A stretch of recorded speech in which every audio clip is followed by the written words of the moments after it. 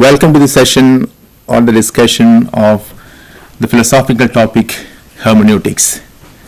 And to discuss this interesting topic with us today, we have two experts in the studio. On to my left is Dr. Keith D'Souza, teaches at St. Pius College, Mumbai since 1989. There's a long inning of teaching career behind him. He did his doctorate in Marquette University, United States, on the topic of philosophical hermeneutics, the writings of Gadamer and Paul Ricoeur. He has several articles to his credit. He has also edited books, and he certainly has long experience of teaching this important topic. And we look forward to his interesting ideas and understanding of hermeneutics. And on to my right is Dr. Ivo Coelho, who teaches at Divyadayan Institute of Philosophy at Nasik. He also has over 20 years of teaching experience. He's done a doctorate in hermeneutics on the writings of Lonergan, and he has edited a book on Brahman and the person, the writings of Richard Desmith, a famous philosopher who has been teaching in Pune Institute for several years. He's also the editor of Divyadayan, a journal of philosophy published from his own institute. So we have two experts today with us to let us know about the important topic hermeneutics. Let me begin with Dr. Keith D'Souza, and I'm going to ask him, what is the meaning of hermeneutics and how do we understand this technical term? For most of us, it remains a technical term, therefore I'm sure he's able to explain to us in a better way. Dr. Keith, tell us, what do you understand by hermeneutics? Hermeneutics is indeed a technical term. It comes from a Greek word, hermenein. And hermenein means, that itself comes from Hermes. Hermes was a Greek god. And the responsibility of this Greek god Hermes was to explain the message of the gods to human beings, because very often the message of the gods is very dense, it's opaque, it's not transparent. And even till today, if you want scripture to be explained, you ask a pandit or you ask a scholar to explain the intricacies of the text. So hermeneutics has, if you want to define that term, it simply means a theory of interpretation. That's a very simple definition of hermeneutics. If you want a little more specific definition, it is the theory of the interpretation of texts. If you want a more technical definition, it is the study of the operations of the understanding as they apply to the interpretation of texts. Understanding is used for various disciplines, scientific disciplines, ethics, deciding about the future, what goes on in the mind when texts are read and understood. Okay, Dr. Keith, this is a theory of interpretation of texts. And who are the main proponents of this theory? Because we have a long history of hermeneutical theories, and I would want Dr. Ivo to enlighten us. Who are the key figures who propagated this theory of interpretation? The word hermeneutics probably originated in the 17th century, but naturally there is a longer history before that. The art of interpretation is very ancient. It probably originated with the effort to interpret religious texts. Religious people reading their texts might have come across things that were embarrassing or things that were not clear, and so the effort to find a way of explaining these texts or casting light on these obscurities. In India, we have, of course, great traditions of interpretation. I am thinking at present especially of Purva Mimamsa, which was the effort to interpret the Vedic texts with an interest especially in ritual action. And then we have Uttara Mimamsa, more popularly known as Vedanta, which is the effort to interpret the same Vedic texts and the Vedanta, but now with an interest in the sayings that lead to liberation, the sayings that reveal knowledge of Brahman.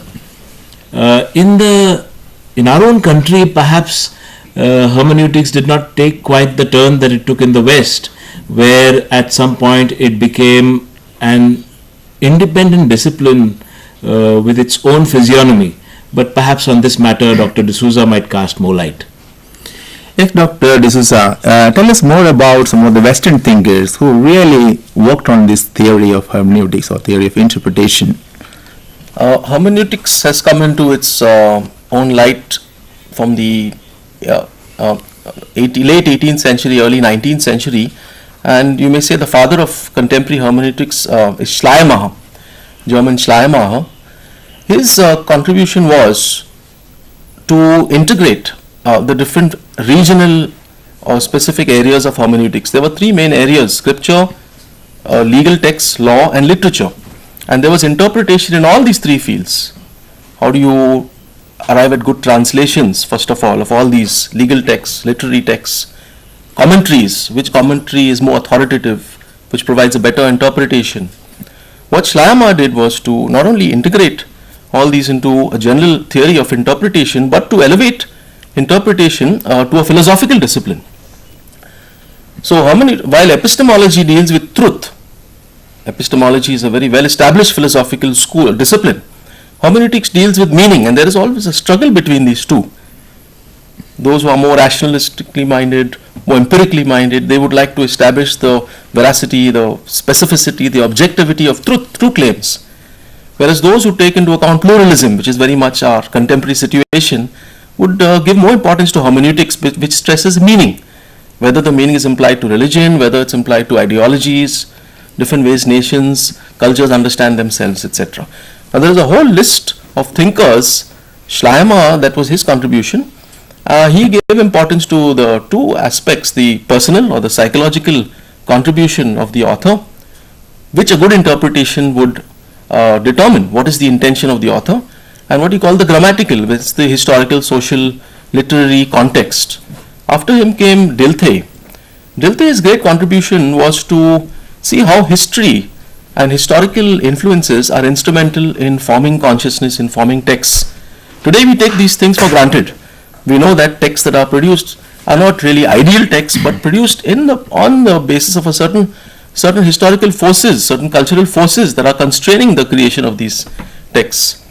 Dilthey also gave importance to Erlebnis, or the living experience, and that was influential with the whole existential school.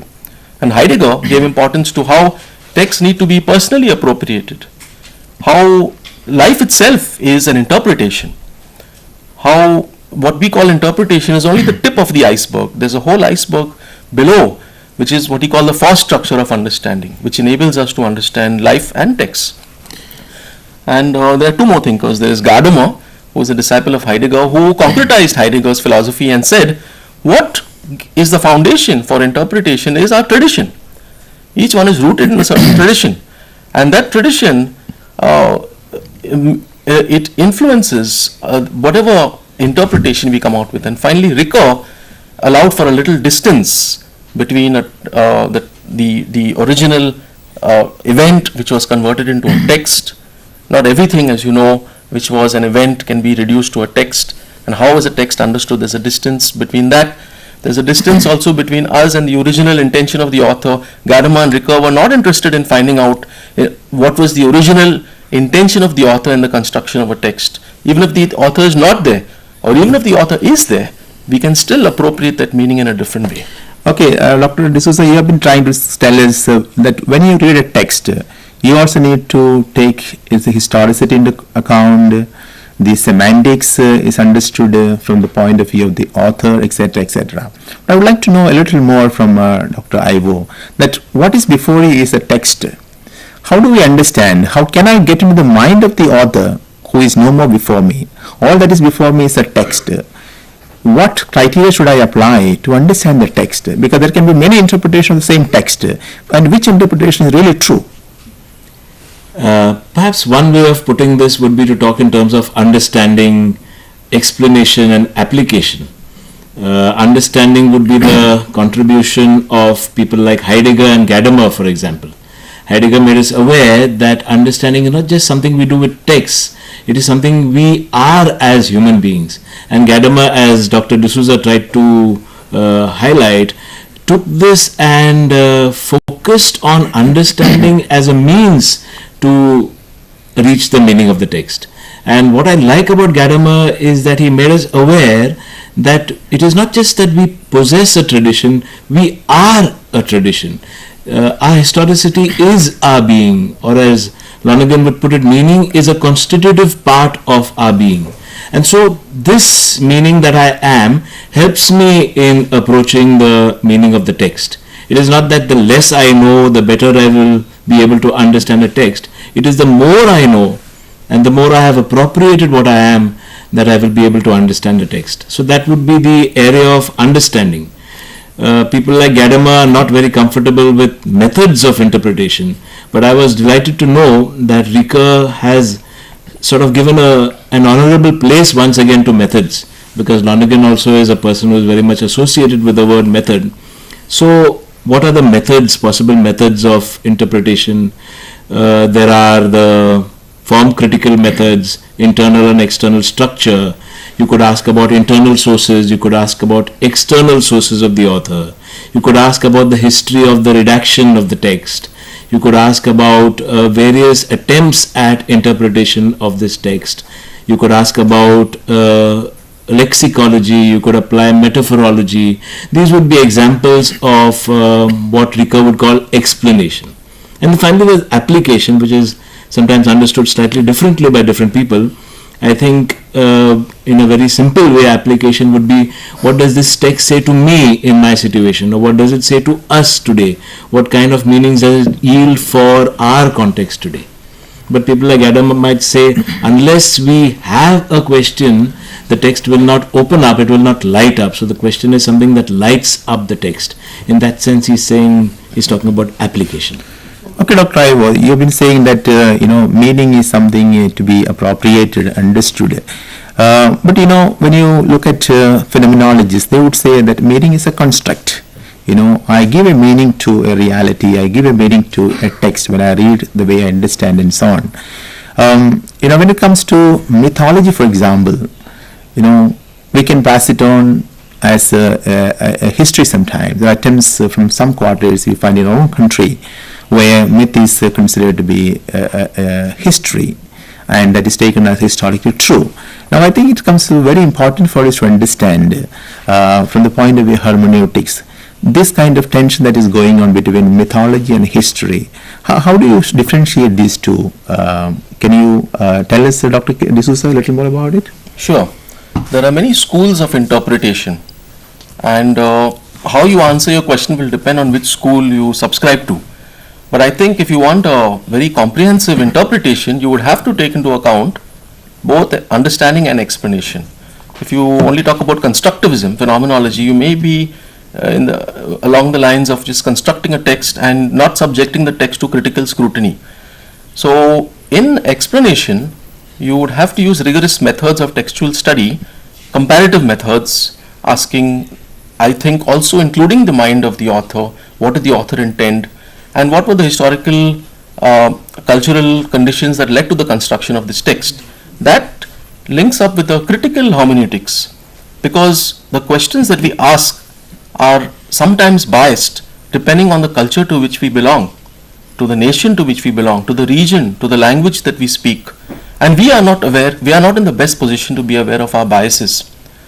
Perhaps others can tell us, see, these are your biases, that is why this text has been constructed. Suppose, for example, we read a text which is written 2,500 years ago, 1,500 years ago, in which there is slavery, where there is gender discrimination and other types of discrimination